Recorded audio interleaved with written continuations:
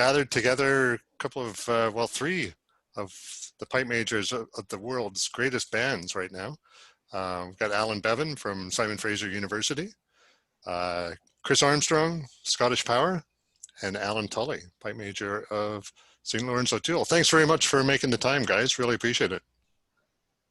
Thanks for having us. Thanks for having us, eh? Yeah, no worries.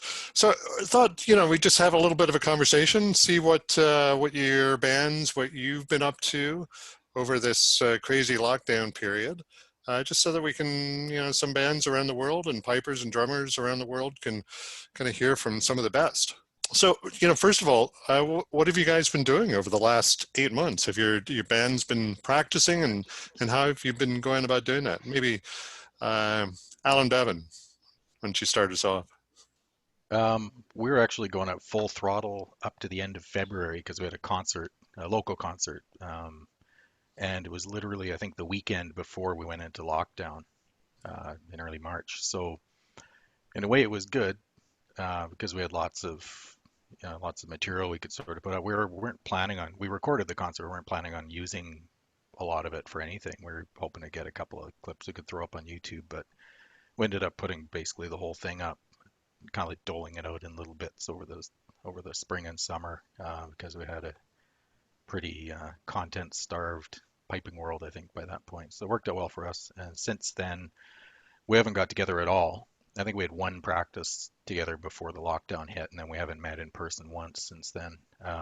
We've been trying to use, various online platforms to try and keep everyone in touch, try and meet up once a week. We had a bit of a break towards the end of the summer, beginning of the fall, but we're back again. And just trying to keep people connected more than anything, keep the fingers going a little bit. And Chris, what about ScottishPower? Have you guys been going straight at it, or taking a bit of a break, or just kind of in between? It was much the same. We were going up until whenever the lockdown hit. So I think it was February. I forget now. It's been that long. New material and things like that. But then whenever the lockdown came into effect, that was pretty much the end of things for us, to be quite honest. We tried, I think, like many other bands, to meet on Zoom and whatnot, just from a social point of view, rather than actually practicing or doing anything like that. Back when it first kicked in, I sort of sat and I thought about it, and I was like, what would I do if I was the guys and I was asking, or if I was one of the guys and I was asking myself to turn up once a week to practice or run through material and things like that, given that there's nothing going to be happening. And I knew what my answer was going to be to that. Nothing good. So I decided just to sort of put a full stop to things, because I didn't feel that it would be productive enough to warrant, putting people out their way. I mean, personally, over the last, 8 months or something like that, I've lifted my page twice, I think, a few times. I did a wee bit of recording here and there. But other than that, we've been in the box. And I haven't really done much with it. I'm still teaching and stuff, still playing, but there's no practice. I've not had any kind of focus on playing. And I just thought to myself, if I'm feeling like that, then probably the guys are going to feel like that as well. Mm-hmm. And Alan Tully, we've heard from you a little bit before about St. Laurence O'Toole. What's been your approach to things over the last 7-8 months? Yeah, to be honest, exactly the same as the guys at the start. In February, I was just looking at the calendar there. I think the 22nd of February, we had a band practice. We had all the flying players all together in preparation for the season, and then it just obviously fell apart. I think that was the last time that we were actually all together as a band, and it was the first time that we had played our new medley on the floor. We got the whole band in together, and it was a great buzz leaving there, and then it just all kind of died. Yeah, after the Worlds was called off, we had a band kind of get together just to decide, look, what do you want to do here? And kind of the same as Chris, didn't want to be bringing people together for Zoom practices if they didn't want to do it. So we had just a band chat and decided, look, what do people want to do? Do you want to take the year off? Do they want to not take the year off? Do they want to, do some things? And then that's kind of where the recordings that came out of during the season. And it was kind of a band decision that, look, we play good music. We're all friends. We want to kind of keep together and just do something and keep busy. But we didn't put any kind of, restrictions. I didn't, as a pipe major, say, you have to do this. If you're in the band, you have to play. We just kind of, if you want to take part in the recordings, take part. And if you don't, fine, it's no problem. So we had most of the guys submitted recordings. Some of the guys did one, some didn't do any. But the vast majority did all of them. And usually in the band season, people don't come to practice. As I'm sure you guys as pipe majors take the same approach. You don't come to practice, you don't play. But this was kind of, obviously it was different. It was more for fun. So, and then we had a Zoom call last week or 2 weeks ago, and kind of decided to do something similar if the season is not happening. Then again, this year we might just do something similar, but it'll be the same approach. If there's no band season, if you want to be involved, great. And if you don't, that's totally fine as well. Yeah, it's interesting thinking about your three bands. All three of you were, if we go back to, I guess, 2019, all three knocking on the door of the World Championship. Getting really close, which each of you would have, as pipe majors, gotten for the first time. It must have been, hard to keep people enthusiastic and interested. Are you doing any things beyond kind of letting people do what they wish, but to keep people enthusiastic and keep that momentum going to pick up where you left off? Chris? The short answer is no. We have a Facebook page or group for the band, and there's the odd bit of posting going on in that, just general stuff, maybe sharing a video or whatever. We have our AGM was supposed to be coming up in December, so we kind of took a decision. There's pointless having an AGM really, because there's nothing really happened this season. So just be things like that, and but other than that, no, we haven't really been doing anything. Again, it all kind of relates back to that thought that I had about sort of pressurizing people into doing something when there's nothing. There's no, as it stands, we have no sort of light at the end of the tunnel, I don't suppose, and so therefore, why kind of put pressure on people to work away for something that isn't going to be happening, at least in the shorter term. That was kind of where I was coming at with that whole thing, Yeah, it's creativity. Alen, we talked before a little. It seems like there's this big surge in creativity. A lot of collections coming out and recordings and new tunes, and maybe people having more time to do that. Alen, Bevan, are you finding a lot more creativity coming out of the band? Are people contributing ideas to put together new medleys and new concepts? I guess some. And one thing I'd say is that Zoom is kind of an interesting platform for throwing musical ideas out, because you're doing it in an echoey kind of band situation with full instruments going. You can't even hear what people are saying when they do contribute an idea sometimes. And it's just not.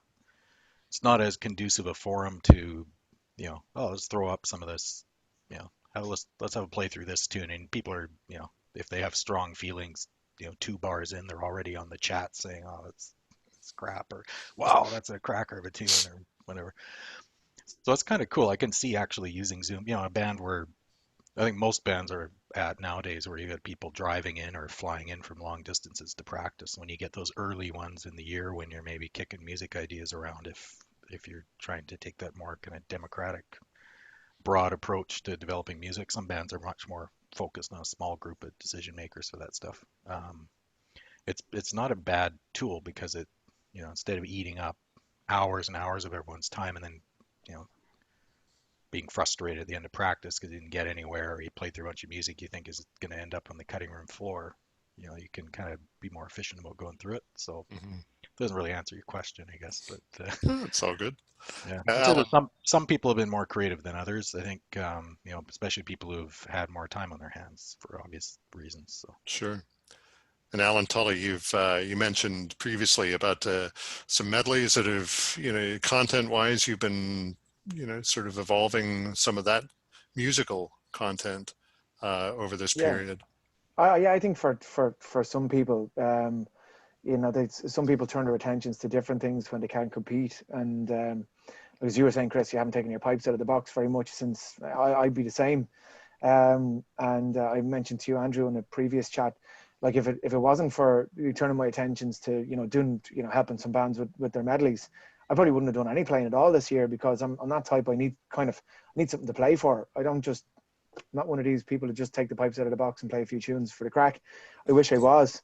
But I've 3 kids and all this other stuff going on and work and whatever else, and it takes up the majority of the spare time that you would maybe dedicate to taking the pipes out. So I've just found that that's been a good release for me, to take the Blair chanter out and just sit and just play a few tunes. And as a result of that, the creativity's just come from that. But I think you see it kind of on Facebook, you know, there's a lot of new collections of music, a lot of people writing tunes. And I think, you know, when we do actually get back, and when pipe bands do get back, I think hopefully it'll be a better place musically, because there's a lot of stuff going around, and a lot of people writing some tunes, and a lot of books being brought out, and a lot of options for pipe majors now to kind of to look at, or, you know, go trawl through if you can get recordings. And again, I wouldn't be one to sit going through books very often. I like to just put the headphones in and listen to some music. So the more audio stuff that's out there on Facebook to consume, the better.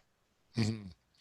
What about, you know, when we do finally get back to competition, real life competition for pipe bands, how long do you think it'll take for bands to get up to speed? You know, I kind of think of athletes in the off season. You know, they used to kind of sit around, and then it would take them, you know, a long time to get back going. And even the beginning of the season, they wouldn't be very good. But now it's, you know, for them, it seems to be a year-round kind of thing. They got to keep in shape. Do you guys have any concerns about, you know, when we do get back at it, how long it will take to get back to the standard that you're used to playing at? Not only you guys, but bands of all grades. Thoughts there, Chris? I think it's a good point. I mean, if you look at a typical year for bands, you know, you've got your competing season between May and, well, August now. You maybe have a few weeks off. Some bands don't take any time off, but you maybe have a few weeks off at the end of the season after the World. You're back in it again. Maybe you're not straight back up to, you know, full, you know, twice a week and all that kind of thing. But you're back in there, new material out, and you're spending the best part of what, 6-7 months during the winter practicing. And we all know what it's like when you go back and you're in your first practice back on pipes or whatever it is, and it's just torture. It's absolutely torture. It's one of my least favourite points of the year. I don't miss every that. year. I don't miss that. No, absolutely not. So I think you know, I had an interesting conversation with somebody the other day, and they were saying, you know, we've got this vaccine, and it's all kind of speculation, obviously, but that, you know, what do you think would happen if we ended up getting maybe a couple of contests at the end of the season, and, you know, July, August time? And I said, well, first instance, we would need plenty of notice, which we're not going to get. And in the second instance, you'd be condensing something like 6 or 7 months worth of work into 3 or 2. You know, so I don't think it would be perhaps one of the strongest seasons in pipe band history from a performance point of view. But one of my biggest sort of things that I've thought about a few times, actually, it's come into my head a couple of times, is we've now been in a place where for the last 8 months there has been nothing, right? And, you know, you would normally find, you know, your band, whatever band you're in, it's 2, sometimes 3, 4 times a week and things like that. Now, people, I think, are going to have maybe a bit of a wrestle there when it comes to coming back to the scene. In general, I think my own thoughts on it are that we might see a lot of people just walk away from it because they've realised maybe it's more important to spend time with family, or, you know, they're saving an awful lot of money by not being involved in a pipe band. And I think that is maybe where the whole scene might suffer, is people walking away, because, I mean, I'd like to think not, and I hope not, but I think that might be a major impact of the last 8 months, is bands losing members, not through anything other than just realising this is going to be terrible. It sound terrible, but there's more to life than pipe bands. You know, it's that's one of the things that's occurred to me on a few occasions now. I think it So also gets that's- for some of the older folk in the grade who were maybe, you know, looking at the last season or this season as maybe their last 1 or 2 years in pipe bands who may not get an opportunity to actually finish that now. So, you know, there's different ends of the spectrum when it comes to that. I think the only thing that we can do, or I'm trying to do as a pipe major, is keep the guys just in some way engaged. If they want to be, and that was the purpose of the videos as we did this year. And it was more of a case of, to say, if people want to be involved, they have to. I know you were saying, you know, putting people under pressure, Chris, to get recordings in. That was something that we didn't want to do either, because, you know, what's the point? You know, like, you're not. We learned all new stuff purely just to keep people busy, but like, well, you can't really put them under pressure. If they don't want to send in a video, they don't have to. But I do agree with you regarding the state of the pipe band scene when we come back. It could be very different, or, you know, you could be surprised. You could have guys that really miss it and are looking forward to getting back. But I think certainly the caliber of performance levels may suffer a little bit if we do get back in the park this year. And you know what? Who cares? Yeah. You're right. It would be nice just to be able to get back, I suppose.